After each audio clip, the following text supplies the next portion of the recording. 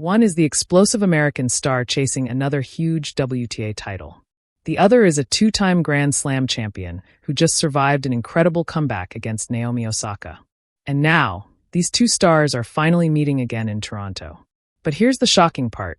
Gauff has played one fewer quarterfinal match, while Rybakina enters the semifinal after battling for more than 2.5 hours against Osaka. So will Gauff's extra rest become the difference? Or will Rybakina's momentum and massive power overwhelm the American? This could be one of the most fascinating matches of the Canadian Open. And we're breaking down the head-to-head current form, key matchups, biggest advantages, and my final prediction. Tennis: how we got here. Coco Gauff's path to the semifinals took an unexpected turn. The fourth-seeded American was scheduled to face Belinda Bencic in the quarterfinals, but Bencic withdrew because of a hip injury. That sent Gauff directly into the Final Four without having to play the match. For Gauff, that means something extremely valuable at this stage of a WTA 1000 tournament. Extra recovery time. Gauff now arrives at the semifinal without the physical demands of a quarterfinal battle.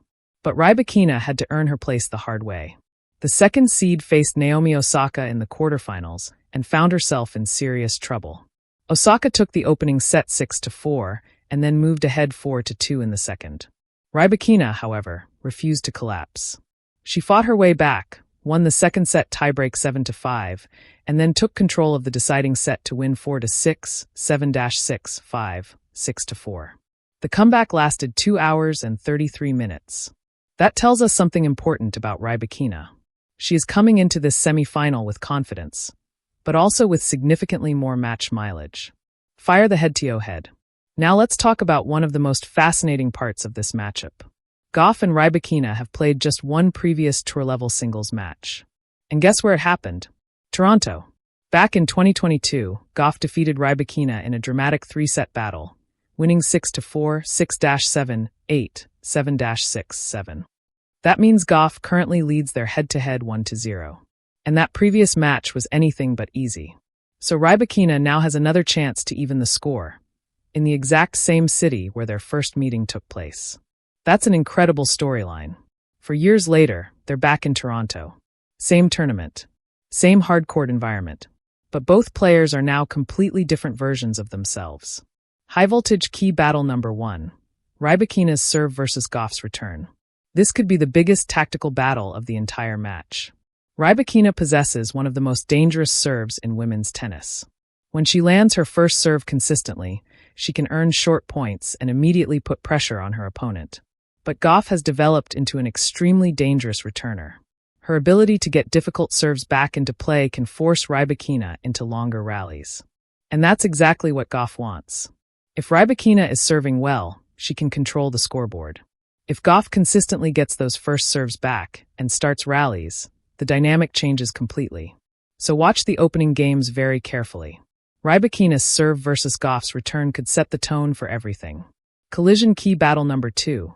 Power versus defense. This matchup is also a classic contrast in styles. Rybakina wants to use her power to take control early. She can hit through opponents and finish points quickly.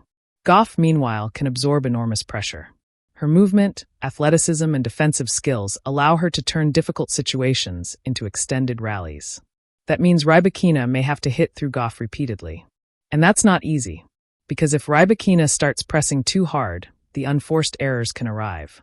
But if she finds the right balance between aggression and consistency, Gauff could be placed under serious pressure. Brain key battle number 3, the mental game. This might be the most underrated factor. Rybakina just survived a match where she was down a set and a break against Osaka. She had to fight back when the match was slipping away. That kind of comeback can create tremendous confidence. But it also costs energy. Gauff's situation is completely different. She didn't have to play her quarterfinal. She has had more time to recover, prepare, and study Rybakina. So mentally, we could see two very different approaches. Rybakina may enter with the confidence of a comeback winner. Gauff may enter fresher and more strategically prepared. Which advantage matters more? That's the big question. Trophy: who has the advantage? Let's break it down. Rocket Rybakina's advantages. First, power. She can dictate rallies from the baseline. Second, serving. A strong serving performance could make life extremely difficult for Gauff. Third, momentum. She just defeated Osaka after coming back from a difficult position. And fourth, experience. Rybakina has already won Wimbledon and the Australian Open, so she knows what it takes to handle huge matches. Why this semifinal matters? This isn't just another semifinal.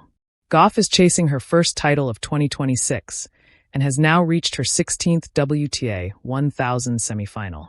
Rybakina, meanwhile, is already a Grand Slam champion this season after winning the Australian Open and is looking to add another major WTA 1000 trophy to her resume.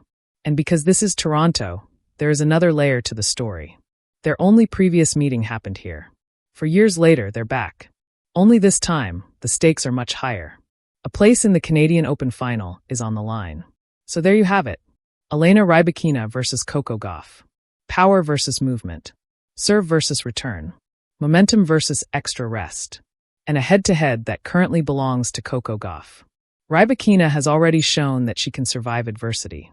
Gauff now has the chance to show that her extra recovery time can turn into another huge Toronto victory.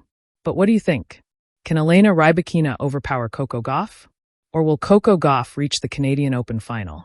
Drop your prediction in the comments. And if you love Coco Gauff, Elena Rybakina, and the latest WTA tennis news, make sure to like, subscribe, and turn on notifications. Because this Toronto semifinal could be an absolute classic. Gauff versus Rybakina. 4 years after their first Toronto thriller, they're back for another battle. And this time, the stakes are even bigger.